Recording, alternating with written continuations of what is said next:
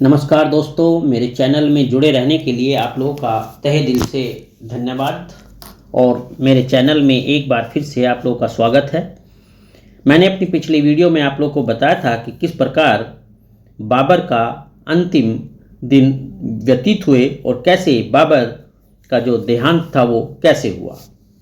और बाबर ने अपना जो उत्तराधिकारी नियुक्त किया वो हुमायूं को नियुक्त किया जब उनकी मृत्यु 26 दिसंबर 1530 को हुई।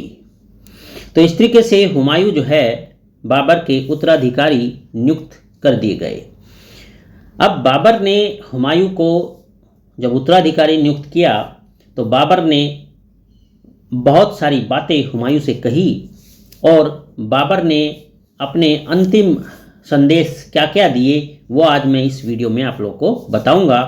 आपके लिए बड़ा इन्फॉर्मेटिव साबित होने वाला है, तो इसीलिए आप लोग इसको अंत तक जरूर देखना। तो देखो, जैसे मैंने बताया था कि जो बाबर की मृत्यु हुई वो 26 दिसंबर 1530 को हो गई थी। अब इसके पीछे मैंने जो आधुनिक इतिहासकार हैं और जो उनकी पुत्री गुलबदन बेगम की कृति हुमायूं नामा है उसमें वे लिखती हैं कि उनके पिता की मृत्यु का जो कारण था वो विष था जो इब्राहिम लोदी की माता ने उन्हें 21 दिसंबर 1526 को दिया था। तो सारी बातें मैंने बहुत डिटेल में आप लोगों को ये समझाई हैं। तो अब मैं चलता हूँ कि जो बाबर ने अपनी मृत्यु से पहले क्या क्या संदेश दिए, तो ध्यान से सुनना। तो बाबर ने अपनी मृत्यु से पूर्व ख्वाजा मीर खलीफा, कंबर अली बेग, तर्दी बेग, हिंदू बेग और अन्य अमीरों को संबोधित करते हुआ कहा। देखो, ये बाबर के शब्द हैं, बड़े ध्यान से सुनना आप लोग। वर्षों से मेरे हृदय में यह इच्छा थी कि मैं अपनी बादशाही हुमायूं मिर्जा को प्रदान करूं और खुद यानी स्वयं जर अफशा बाग में एकांतवास ग्रहण करूं। ये बाबर के शब्द हैं।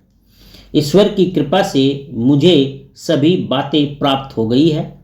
केवल इस कार्य को जब तक मैं स्वस्थ रहा नहीं कर सका। इस समय इस रोग में मेरी बुरी दशा कर दी है। मैं इस बात की वसीयत करता हूं कि तुम सब लोग हुमायूं को मेरे स्थान पर समझो और उसके प्रति निष्ठावान होने में कमी न करो। तो ये बाबर के शब्द होते हैं अपने अमीरों से कि वे हुमायूं को अपना सर्वस्व समझे, जैसे कि बाबर को समझते थे। और जैसे उन्होंने बाबर में अपनी निष्ठा दिखाई वैसे ही हुमायूं में अपनी पूरी निष्ठा दिखाएं। अब इसके बाद बाबर, ठीक है, ध्यान से सुनना इस बात को। इसके बाद बाबर हुमायूं को प्रशासन से संबंधित अनेक परामर्श देते हैं और अंत में बाबर ने हुमायूं से क्या कहा ये आप ध्यान से सुनना, बड़े काम का पॉइंट है।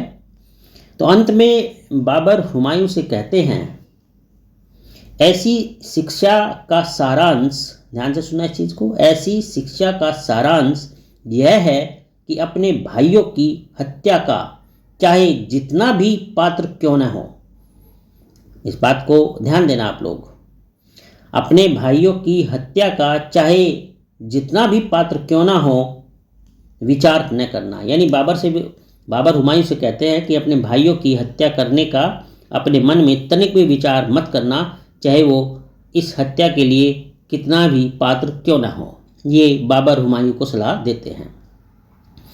अब बाबर की मृत्यु के उपरांत उसका जो शरीर होता है बाबर का, वो आगरा से चारबाग यानी आराम बाग में दफना दिया गया। तो बाबर को कहाँ दफनाया गया? आराम बाग में। लेकिन शेर शाह के शासनकाल में बाबर की अस्थियों को उसकी विधवा पत्नी, इस बात को नोट करना, जो मृत शरीर था वो दफनाया गया था चारबाग यानी जिसको आराम बाग भी कहते हैं। अब जब शेर शाह का शासनकाल आता है तो शेर शाह के शासनकाल में बाबर की अस्थियों को उसकी विधवा पत्नी बीबी मुबारक यूसुफ जई काबुल ले गई। कहाँ ले गई? काबुल ले गई, जहाँ उसे एक उद्यान में दफन करवा दिया गया, जिसका निर्माण स्वयं बाबर ने अपने जीवन काल में इसी उद्देश्य से किया था। तो ये था बाबर का हुमायूं को संदेश और बाबर की अस्थियों का क्या हुआ, कहाँ दफनाया गया, शरीर को कहाँ दफनाया गया, उससे संबंधित सारी जानकारी। तो उम्मीद करता हूँ कि ये जानकारी आपको काफ़ी लाभकारी सिद्ध होगी। आप मुझसे जुड़े रहिए, मेरे चैनल को सब्सक्राइब कीजिए ताकि हम एक दूसरे से ऐसे ही इन्फॉर्मेशन शेयर करते रहें। चलिए, अपना ध्यान रखना। मुझसे जुड़े रहने के लिए आप लोगों का तहे दिल से धन्यवाद। चलिए, आपका दिन शुभ हो। ईश्वर आपकी हर मनोकामना परिपूर्ण करे। अलविदा।